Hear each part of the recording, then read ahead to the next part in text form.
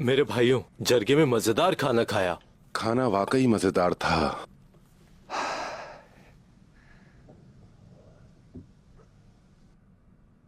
बुरहान भाई, अपने भाई के बारे में सोच रहे हो? क्या तुम गुकतुक के बारे में सोच रहे हो? बताओ। हाँ, उसका यहां होना कितना अच्छा होता।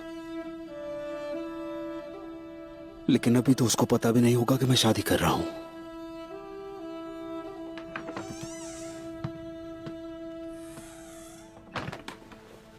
ओ हमारे सरदार, बहादुर सरदार, खुश आमदीद। शुक्रिया। बहुत बहादुरी से लड़े आज आप। शुक्रिया आपका। जितनी मर्जी तरबियत हासिल कर लो, असल जंग तो अलग ही होती है। आपके सामने खड़ा शख्स भी लड़ता है।